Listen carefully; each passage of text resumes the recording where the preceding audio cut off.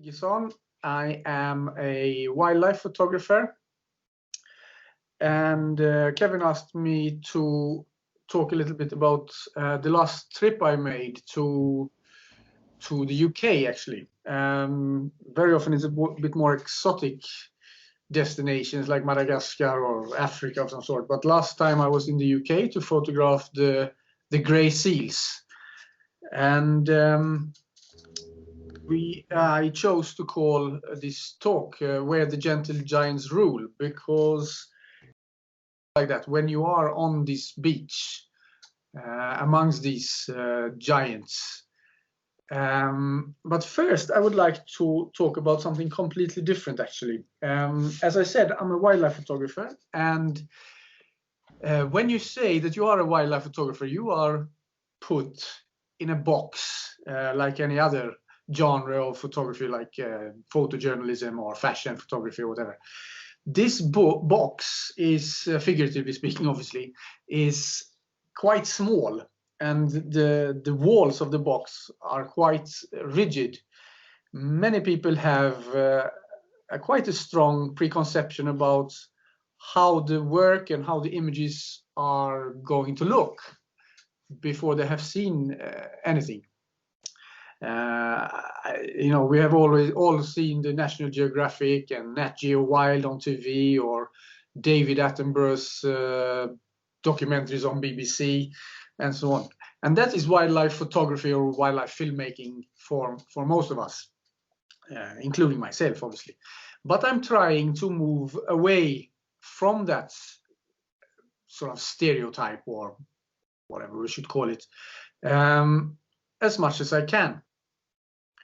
And it was quite interesting when I saw the YouTube recording of Kevin's talk, actually, a few weeks ago. I think it was called "So You Want to Be a Judge" or something on those terms.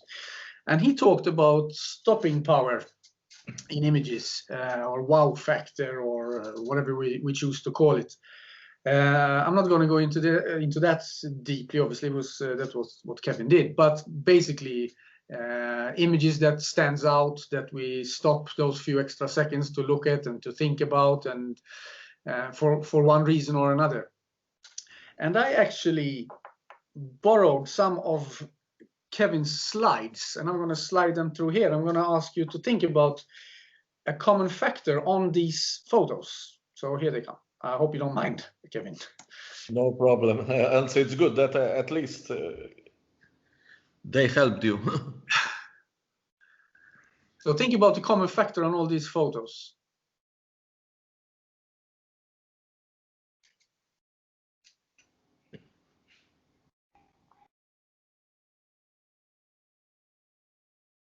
Obviously, there are quite a few common factors maybe, but the one I'm thinking of is that they are all humans. They're all, on all the photos, there were people. These were the first 7 or 8 images of Kevin's slides when he started talking about stopping power. They all have people on them. And that can obviously be contributed to that Kevin likes people in his images, or some other random thing why those images happen to be there. But I did a very unscientific research on Google image search as well, and I just searched for famous photographs, and these are the first ones that came up. And again, we can see these iconic photos here where most of us have seen some of them at least. And again, every single one, more or less, has people on them. There are a train station and a house, but they all have people, which is quite interesting. So obviously all these photos have stopping power that Kevin talked about in one way or another. Otherwise they wouldn't be the most famous photographs. And there could be also some iconic event that happened, which are photos from, for example, the moon landing and the Vietnam War, and so on. But it's quite interesting to think about that they all have people, the ones that Kevin chose and the ones that Google chose. And why is that? We can ask ourselves. My on it is that it's so much easier for us to relate to people, facial expressions, the surroundings. We know we can read much into a photo when there's people on it. We can understand what is happening, what has happened, what's going to happen, and obviously we can sort of relate to the emotions in the photo, if it's someone who's angry, someone who's sad, if it's something terrible going on, and so on. So you might ask, what is he talking about? Why is he talking about this now? Because it obviously relates to my type of photography as well, or all of our photography. We all try to do images with stopping power. But as you can see, there is no photos with wildlife on it here. And I think you have to scroll quite far down to find images with wildlife. In fact, there is actually a wolf there on the fifth photo, but there's also a lot of people. So obviously, for me, to take photos of wildlife which stands out or which goes a bit against mainstream, I cannot use facial expressions or situations of war or these kind of things. I don't have those tools in my toolbox. I cannot. This photo, Migrant Mother by Dorothea Lange, we have probably all of us seen it, and we can relate to it. We can see that she doesn't have much money. She's probably hungry. She has at least 3 kids. I know that she had more. And she has an infant which is wrapped in a dirty cloth. She looks sad, and the surroundings are not the best. We can understand, we can relate to the situation. Obviously, again, I don't have those tools. Or this one, the Napalm Girl. Vietnam War, we can see that there is soldiers around, they are crying, it's a horrible situation. We can relate to it, but not many people can relate to the facial expression of an insect, for example. And this is obviously important for me or any other photographer who does something else than shooting people. Not many people can relate in the same way to a landscape either, or an object. We can relate to it and we can think it's a great photo and it can have stopping power, but not in the same way. We cannot use the same tools. So for me, for example, before I go somewhere and I'm going to photograph, in this case, it was basically one species for almost a week. I do research before. I go on Google image search and I see if I can get some kind of inspiration or some kind of ideas, or get ideas what I should not do, and so on. So this is again an image search of gray seals. As you can see,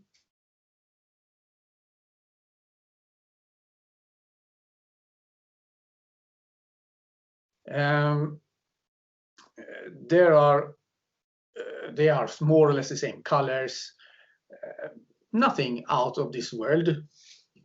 So I have this problem. I have to try to do something different.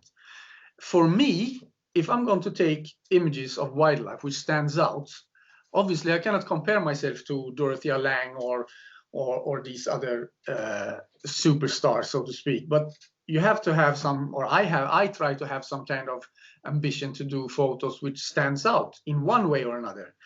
And obviously my photos have to stand out amongst other wildlife photos, not other photojournalism photos. So an image like this, which I just showed you before, I know that these type of images divide photographers. Is it good? Is it not good? Some people don't understand it at all. They think it's rubbish, which is fine. I rather create an image that people has a strong opinion about, whether good or bad, than an image like this one, for example. This is also my photos, so I'm not dissing someone else. This is a decent shot, beautiful light, but it's quite, how to say, normal. Nothing really stands out. This is not a photo that you are going to remember in a week's time, for sure not. So I have to use the tools that I have to take photos which I think is going to stand out. And as I said, I rather take a photo which people really don't like. They stop and look at it and say, what is this rubbish? I'd rather take that photo than another photo which people are indifferent towards, that they don't even see, they just flip through. Because if people stop and really don't like the photo or the image, that means that it's quite extreme. And for me, in my world, that means that someone is also going to like it. So the choice is to take, in my opinion, the choice is for me to take a photo of something which is different, unique, or whatever you want to call it, or take an image which is good, but it's going to blend in with all other images. We can think that the photo to the left is rubbish. Fine, it's okay, no problem.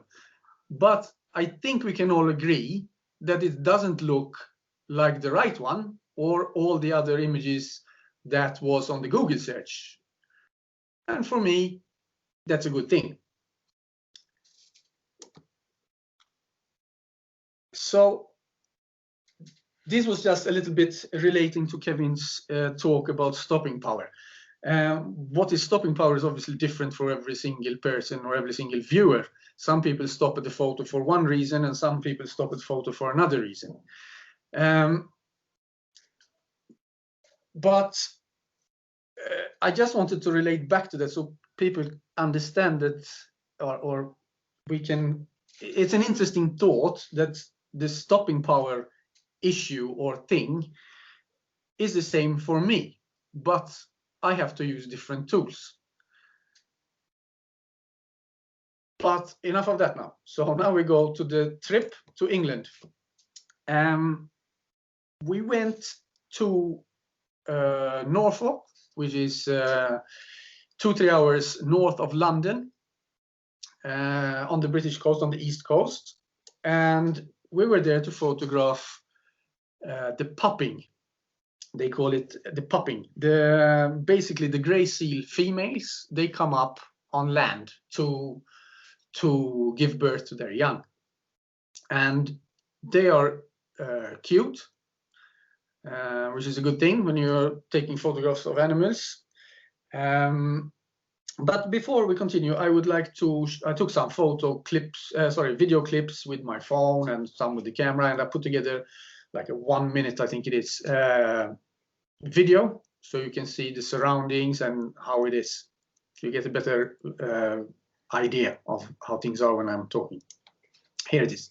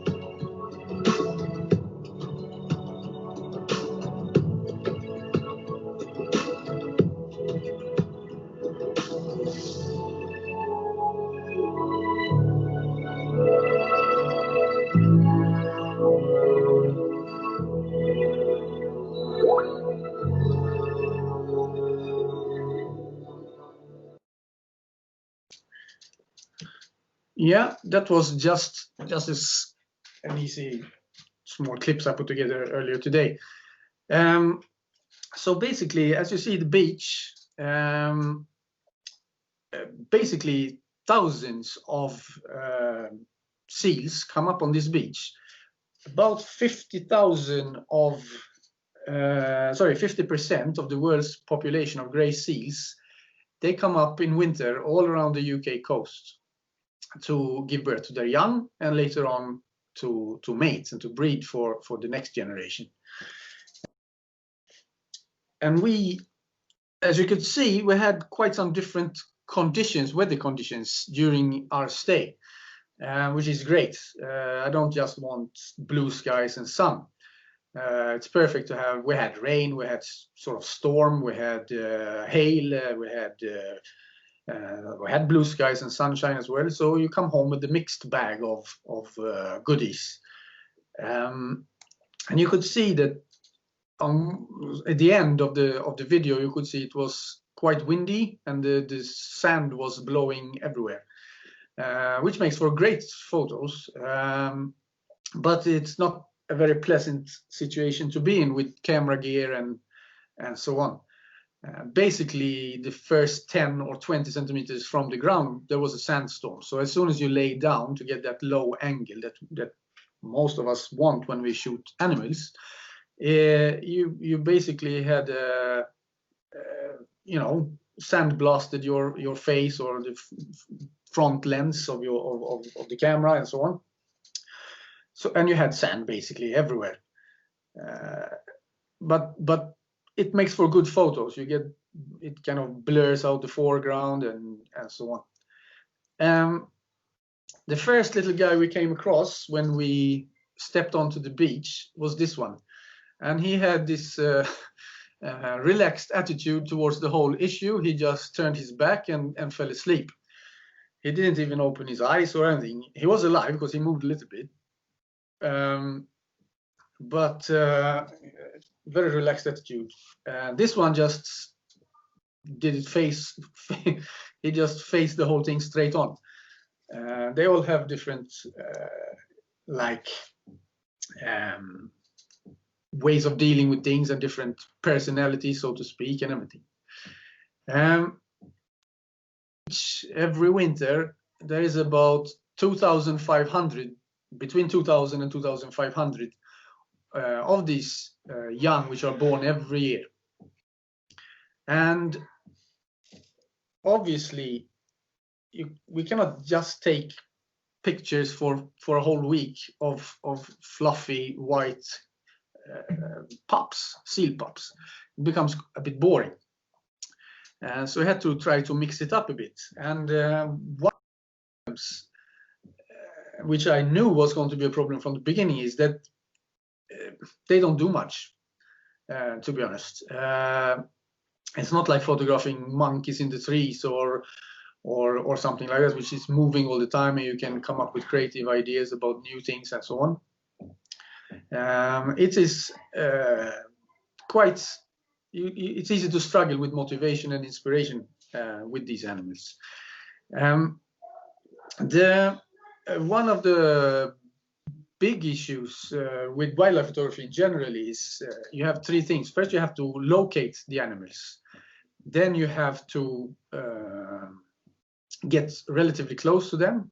If you photograph insects, you have to get very close. But if you photograph deer or other mammals, normally, obviously, you have to stay further away so you don't scare them. And then number three, you have the issue, the obvious issue with camera settings and the photography part of the whole thing. With the seals, basically the first two are gone.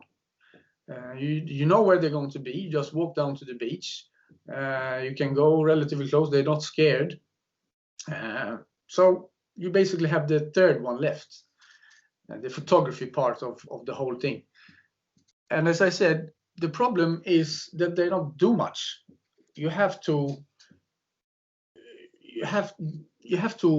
be a bit creative and try to figure out what you're going to do. Because after the first 2-3 hours, you have enough pictures of seal pups.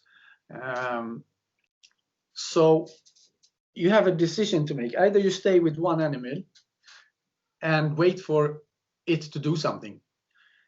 So you can get a different angle, a different shot of some sort. Or you have to sort of hunt around for things. You walk around and you see something and then you shoot it. Both of them has problems. And the first one is that if you wait, you're not going to get many images because it can take a long time before something actually happens.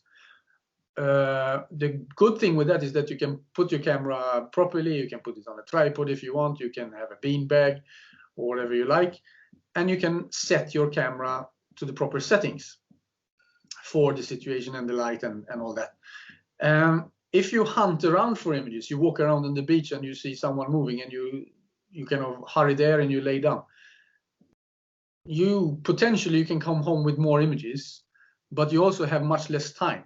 These things can be over in a few seconds or 10 seconds or 20 seconds, whatever it is. And you might not get there in time. You might not have the right settings for, before the event is over. So it's a fine kind of, you have to balance it. You have to figure out what you're going to do. For example, in this case, was laying down. The seal was just quiet, doing nothing. And then eventually it's after, well, I don't know, half an hour or so, it just rolls around, change position, and lays down again. You have those 5 seconds to make sure you get the photo of the seal when it lifts its head and it has some kind of other position than it had before. So those are some of the challenges that you have to face, and you have to decide what you're going to do.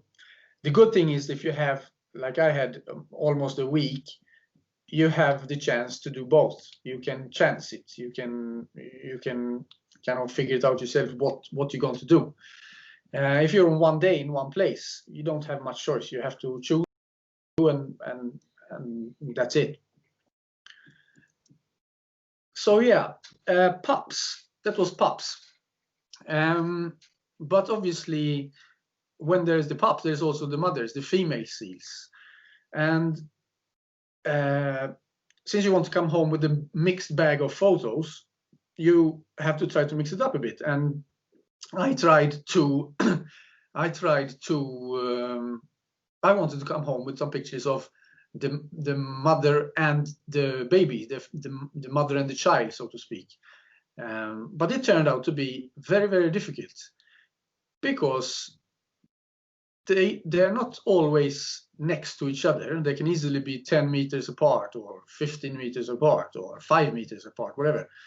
So you have the problem with depth of field, as you can see here. And if they're not positioned properly, you just, with the light and all that, then you will just get their backs, which looks like a stump, which is not interesting at all. And again, even if they are close to each other, they don't do much together. There's not a whole lot of interaction going on. The only time where there actually is some kind of interaction is when the pup is going to feed. And even that, basically what happens is that the mother rolls around on her side, and it's like just a big wall of blubber, and the pup pushes its face into the stomach to feed. So it's hard to get something decent there as well. In this case, I managed to get the mother is actually, they're kind of interacting, and it's like this sort of a tender moment between them, which was far in between. So this is basically the only image like that I came home with. On the beach, there are rules, because this is wildlife. As I said in the title, gentle giants. Yes, they are, but they're still wild, and they weigh 200-300 kilos. So you have to be careful, and they are much faster than you think as well. So there is a rule that you shouldn't be more than 10 to 12 meters. You should be closer than 10 to 12 meters from the seals.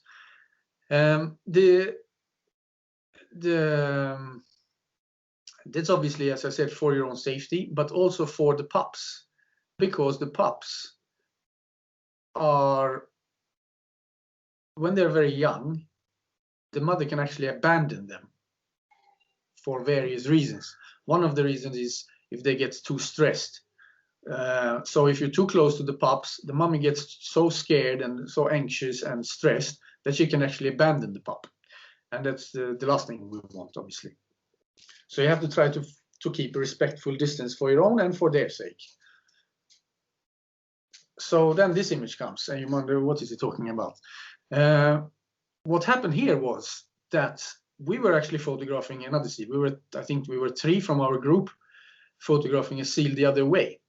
And all of a sudden, one of us feel a nudge on our feet because you're so focused on what you're doing. So you don't really have a good view of the surroundings, which you should have, because it could just as have been an angry bull.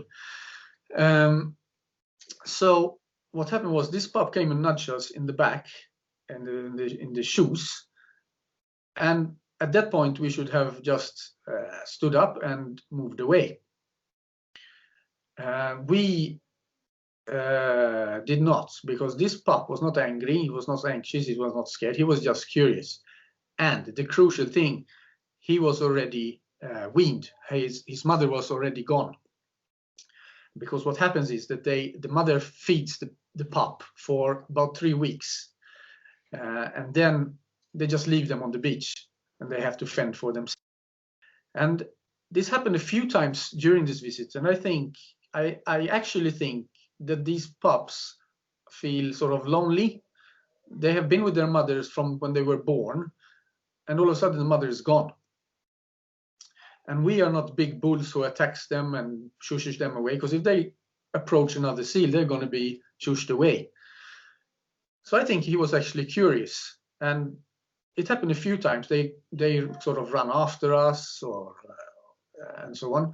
So we decided that it was safe. He's not going to be abandoned because he's already abandoned.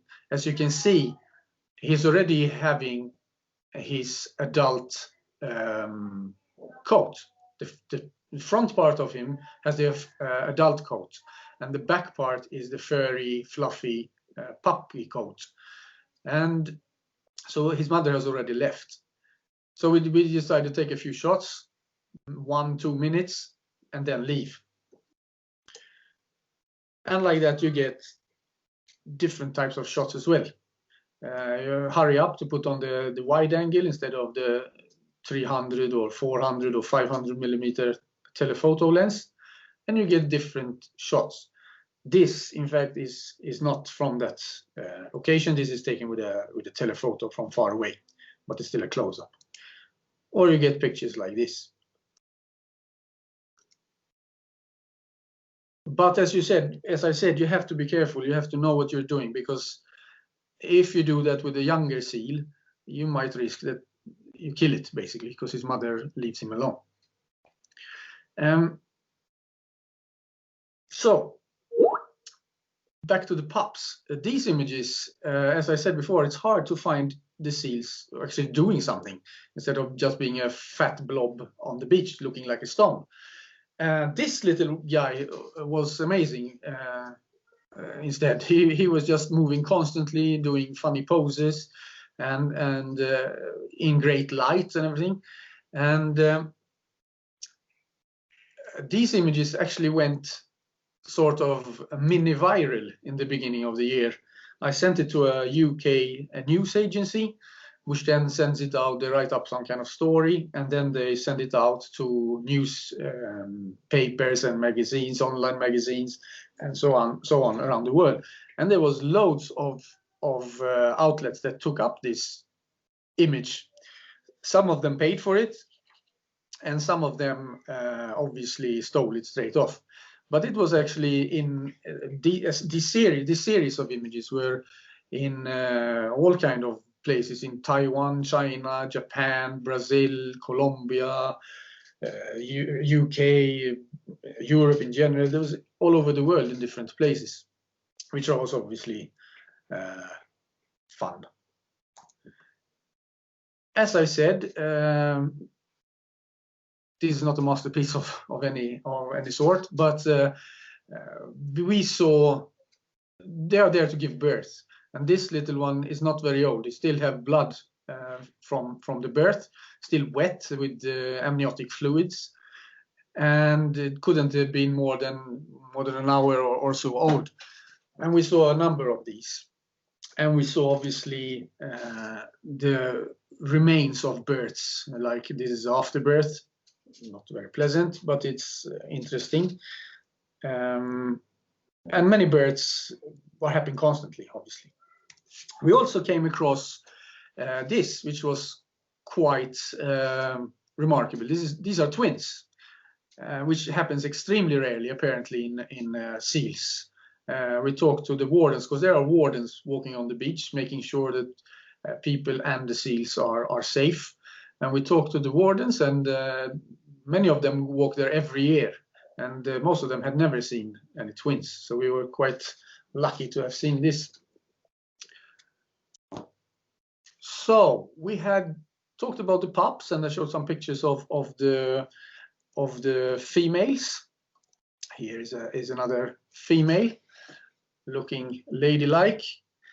But what about the bulls, the males? Normally, when there's a big group of females, there's always males around, obviously, for obvious reasons.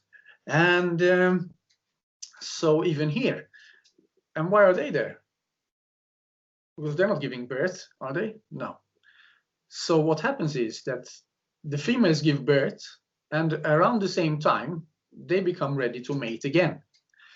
So the bulls are there waiting for that. And one bull takes over a stretch of the beach, and he call them the beach master. And on this stretch of beach, there could be everything from a few females to up to 15, 20 females. And he's just guarding the females and the area against other bulls, because he wants to mate with the females. Every bull stays there for about 5 weeks, or until a stronger bull chases them away. During these 5 weeks, they don't eat, because if they go into the water to feed, they're afraid that they're going to lose their patch. So they remain for about 5 weeks, and then they leave. And then if there are any females left, there will be another bull taking over.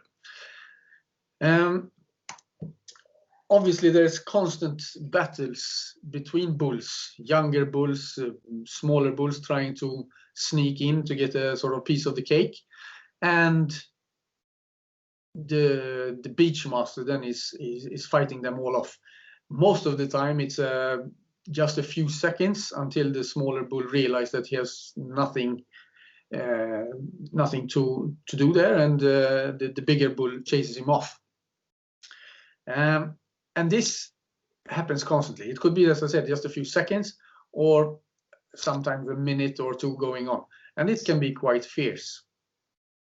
Blood and so on. And they're quite, as I said, agile, actually, when they want to be.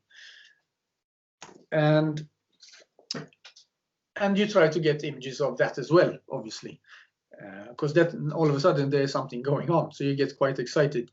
But again, most of the time it's just a few seconds.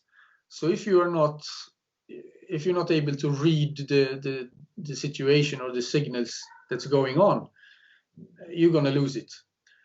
So with time, you learn to read what's going to happen.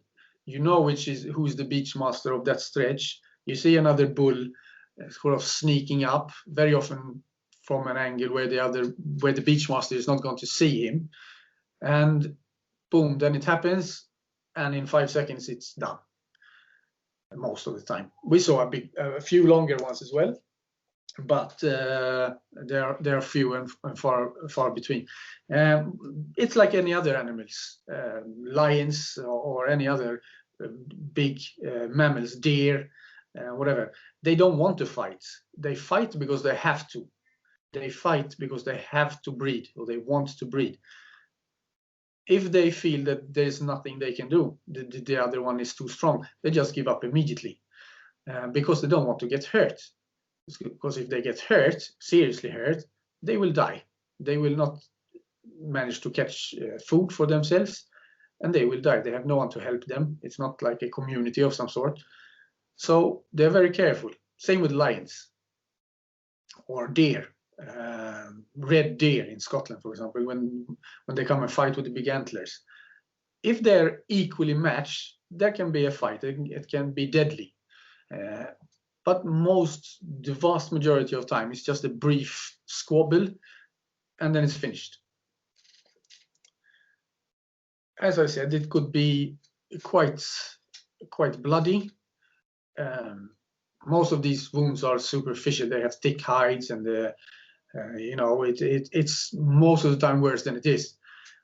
But over time, these wounds are very often in this area, as you see here, on the neck and around the head and so on. And over time, they build up scar tissue.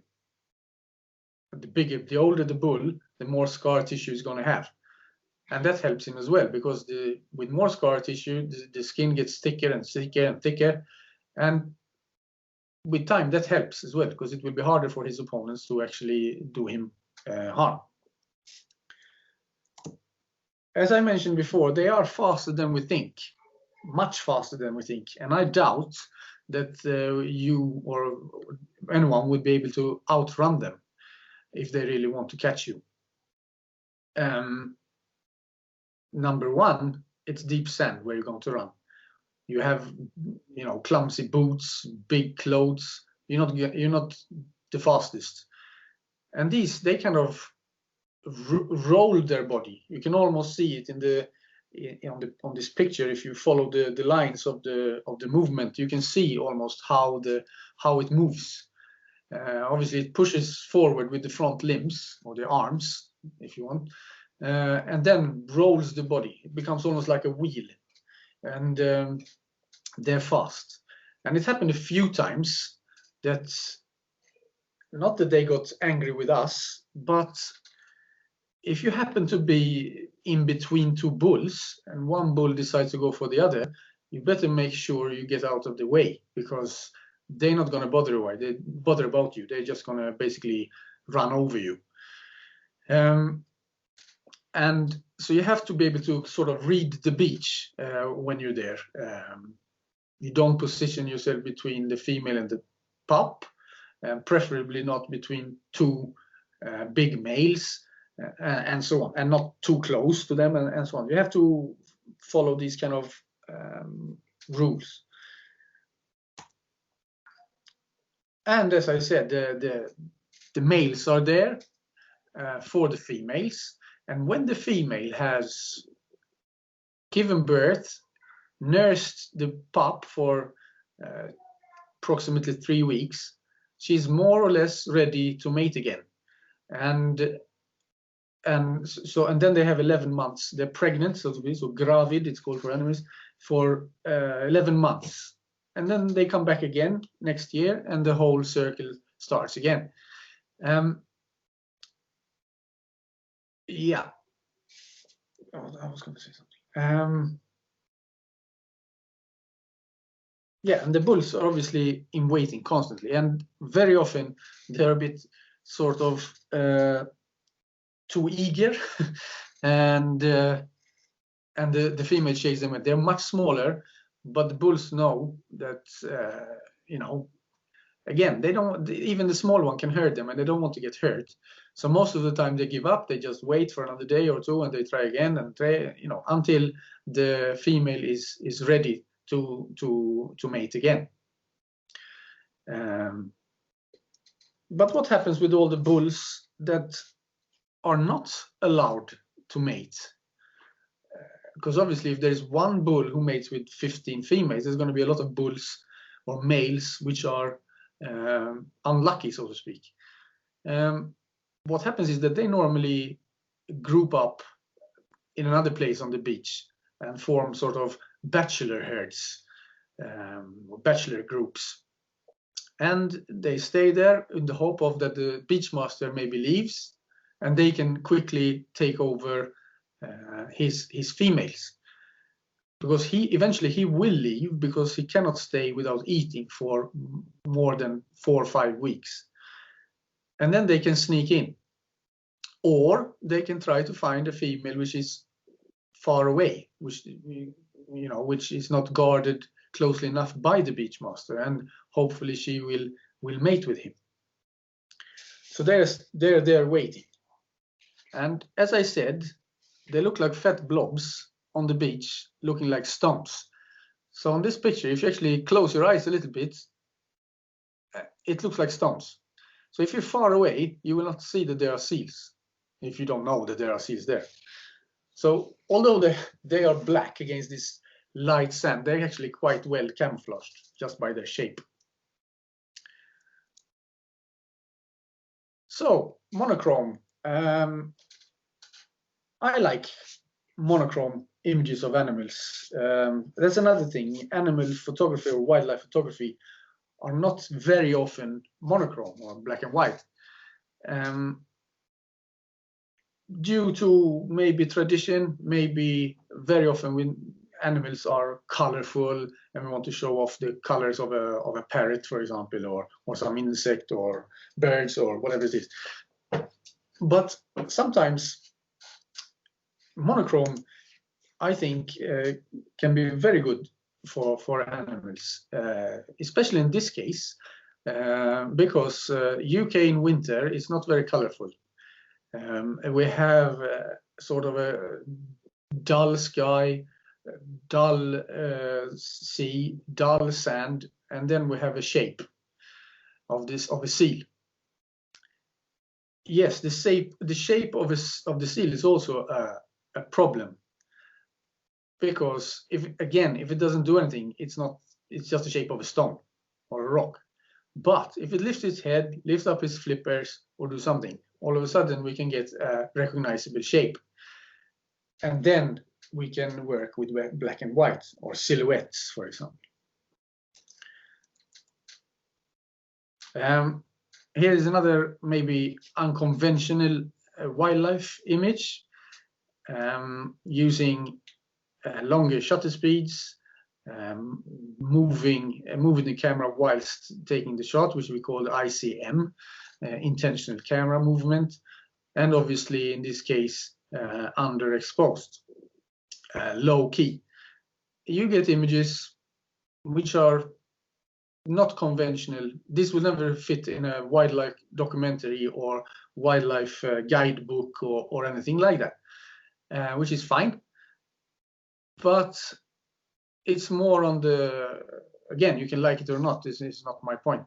The point is that it doesn't look like a conventional wildlife image. It looks more like some kind of more arty, more towards the fine art kind of genre of photography. Maybe this is not the best example, but obviously also a different crop. A conventional image wouldn't crop off, a conventional wildlife image wouldn't crop off half the face. Here's another one taken with longer shutter speeds. I actually had the new Olympus kit when I was there, first time I used it. And the Olympus kit mirrorless has a built-in ND filter. So an electronic ND filter. So I was trying it out, and basically you can see the buildup of the image in the back of the camera on the electronic viewfinder, not electronic viewfinder, the screen. And that's why this image has kind of this ghost-like appearance, because the seal has basically moved during the exposure.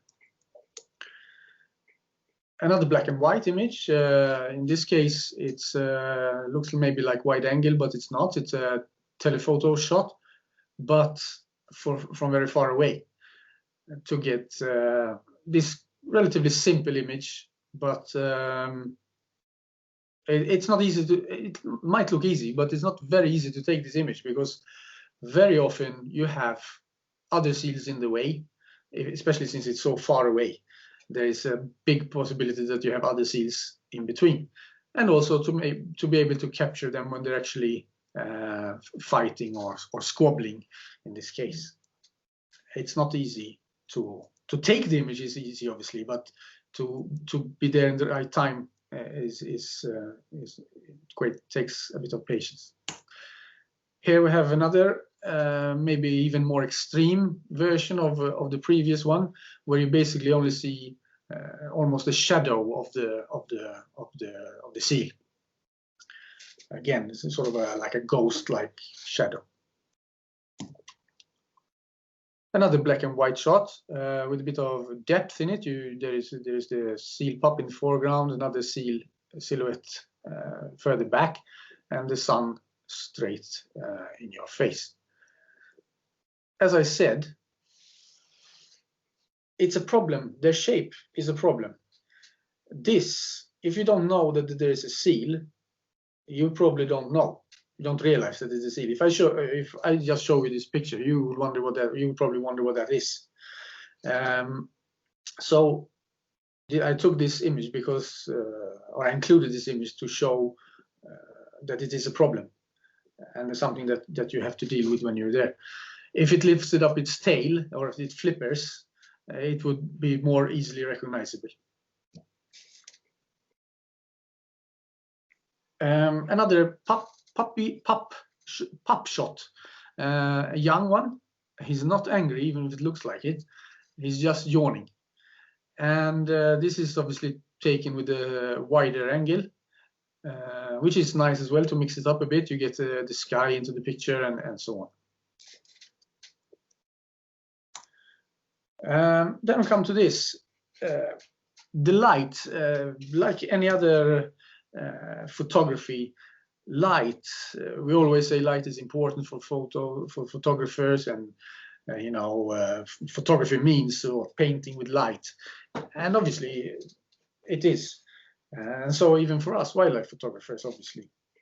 And here are just collected a few images where without the light it wouldn't be it would be an image, but a very different image and maybe less interesting.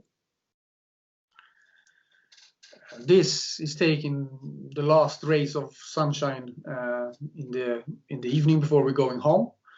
The sun is setting behind the dunes. Basically, in this location, you have the sea, then you have the beach, and then you have sand dunes further up where there's a bit more grass and vegetation. And that is what you see in the background, just below the orange sunset. And then you have basically I'm shooting into the sunset, so you get this rim light, we call it, against the seal, so you get just the outline. Here's another image similar to the black and white one which I showed you before, which I said was far away, but this is obviously taken on a closer up, and again without the morning sunrise behind it, it would be a very different image. You wouldn't see the splashes so much, and it would be a different image. Here's an image which I tried for many days when I was there to take. I had this image in mind from before I went there. I do that sometimes. I think up images beforehand, and I try to realize them when I get there. I try to make them happen, so to speak. I had seen images of like the front part of this image is just a contour of a seal with the whiskers, but I wanted also to get the other kind of line at the background to make it a bit more, give it a bit more depth.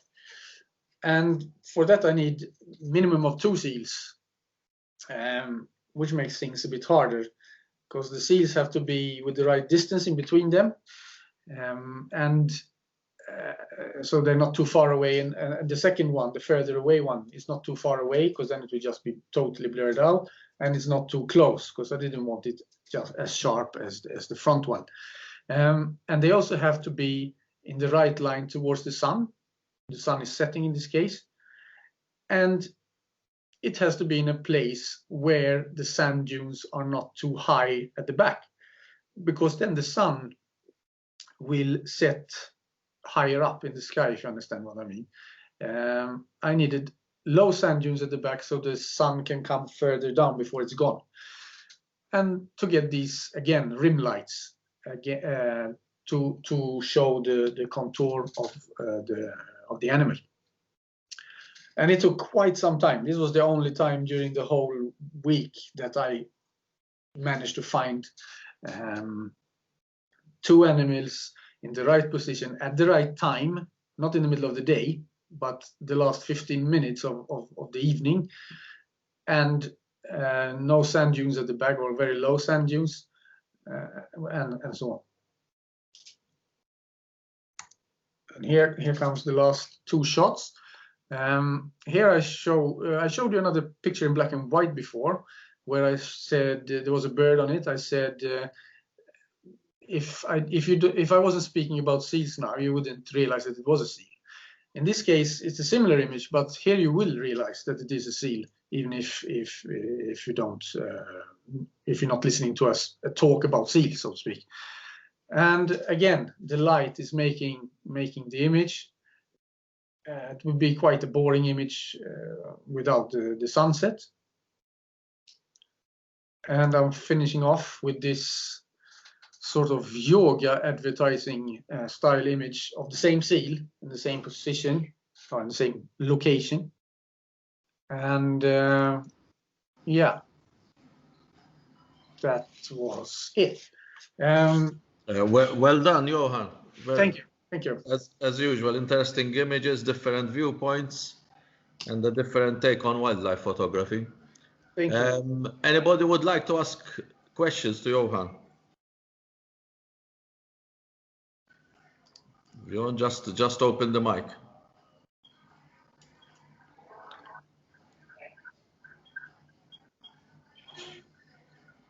Anyone? I would like to ask Viorikas, and I would like to ask if all these adjustments you done it in a camera or you use Photoshop? The colors. A specific image or in general? I understand black and white, probably you do it in a camera. Now, black and white, I always do I never use Photoshop at all to start with. I use Lightroom. Black and white, I always do in Lightroom afterwards. I never shoot black and white simply because it gives me less options afterwards. I cannot get back the colors, but I can make a color one black and white if I want to.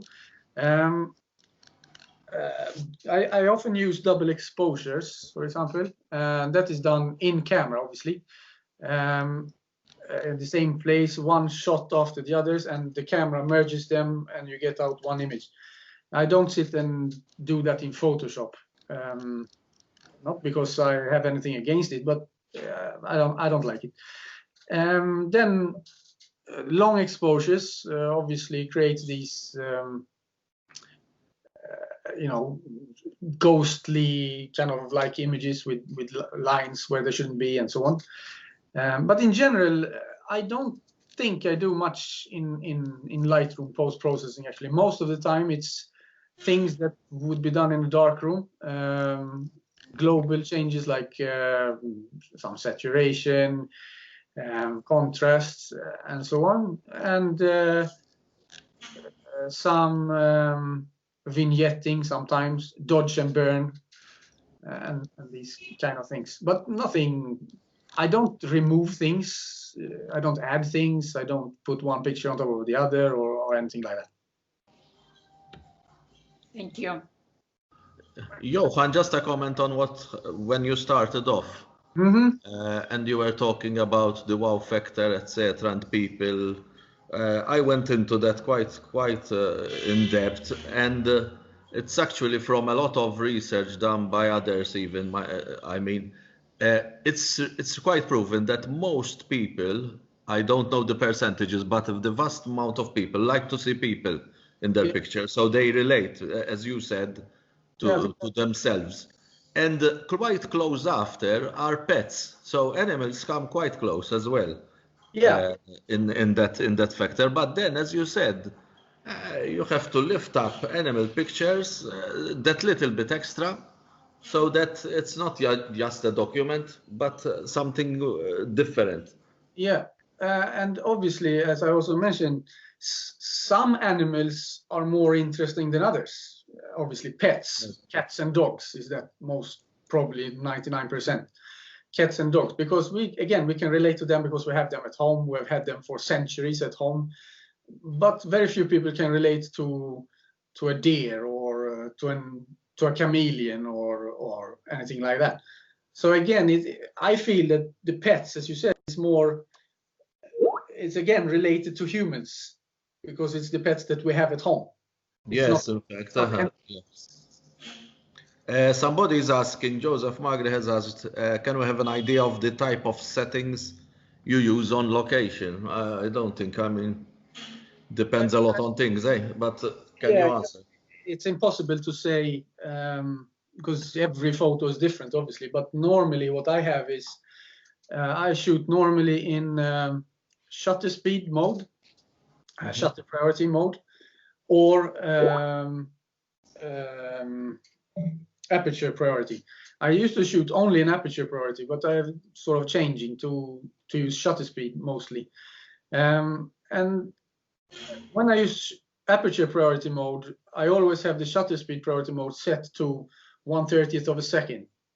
So when I switch, I know it's on that setting. So it's kind of my default setting to go when I need to use longer shutter speeds, when I want to have the other type of images. But otherwise, it all depends. Is it a flying bird? You have to use one setting, obviously, or if it's a fat blob on the beach, you need to use another setting, or you have more options. You can use lower shutter speeds, obviously. Somebody has also asked if you use any filters. No, never. I don't. I thought so. Filter actually. But with the new camera that I have, I used to use Nikon gear, and nothing wrong with that. But I have changed half my setup to Olympus, and as I said, it has a built-in ND filter, which is very handy. Again, it's a bit fiddly for me to stay on the beach and switching filters and screwing on the filters with full of sand on this. In this case. Even if you go to Africa, for example, it can be a bit tricky. And what's your favorite lens? I used to have a Nikon 300mm 2.8, and I used to use that one all the time. Sometimes with teleconverters 1.4 or 2, and also together with a cropped crop sensor camera. So it used to end up with 600mm or 800mm reach. Now the new one I'm using, Olympus, is a 300mm again, but the crop factor on the Olympus, since it's a micro four thirds, is 2.0. So it's effectively a 600mm lens. It gives you more throw, more range. It's the whole kit is smaller than my Nikon with the 70-200. So okay, it's one of the reasons why I use it, because it's much more manageable when you are fiddling around and carrying around things. It has some drawbacks, obviously, since it's such a small sensor. But for me, I think it's okay for the photos that I take. Yeah, what someone wrote, what month in winter? What month in winter? Emmanuel lives in UK. He's one of our members. Now it's perfect time. When I was there, it was I think I came on the 10th of December last year, and the seals come up in November, December, January. So now is the perfect time. Now or in a week's time, or it's the best. The problem is that where we went, they have now put up, because people cannot, those simple rules that I talked about, people cannot follow them, and people who doesn't really know what they're doing either. So people, they go next to the bulls to take a selfie with their mobile and all this kind of stuff. So they had to put up barriers. So you need some kind of special permission to go on the beach at this time of the year, at least. Matthew's asking about what you usually take because of the sand. Can you do some I take nothing. As you saw, maybe. You were working normally. Oh? Yes, yes. Again, there's another benefit with this Olympus. I am not a representative of Olympus or anything, but one of the benefits with this Olympus new kit that I have is that I think it's the best weather seal on the market, actually. Obviously, if it's weather sealed, it's also sand sealed, so to speak. I had some problems with some grains of sand going between the buttons and the body, so to speak. So the buttons get stuck. Once you press them, they're stuck. So you have to have a small tool with you, a knife or a needle or something like that, to pick up the sand between the buttons. Manuel has asked you about the name of the beach, if you can. There are many beaches. There is the famous one is Donanook, but we were at Horsey Beach, and another beach, Winterton, it's called, next to it. But they are the same now. We went to Winterton because it had no barriers. Horsey Beach, which is just next to it, has been barriers for a long time. But now it's barriers on both, so it doesn't really matter where you go. Okay. Any more questions? I think we've exhausted them. I hope you understood what I meant there in the beginning with when I talked about the stopping power and all that. That it's a bit problematic because you cannot use the same tools, as I said. No, it's different criteria. You have to do it in a different way.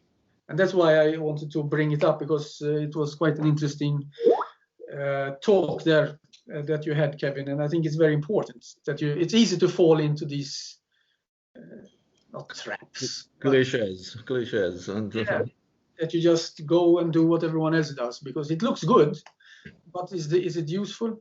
But then, no, it does not impress at all. No. Okay. Thank you very much, Johan. We'll be closing there, in fact. Thank you. And all those who have joined us, I'm sure have enjoyed this session as usual, because it's different. And that's as we were saying, you hit the nail on the head. In some of the images, there definitely is the wow factor. And as you said as well, everybody who sees images usually comes up with different interpretations and likes or dislikes. But it's important that we make people notice. Yes. Thank you very much, everybody. Thank you, Johan. Very nice. Hope to see you on the next one.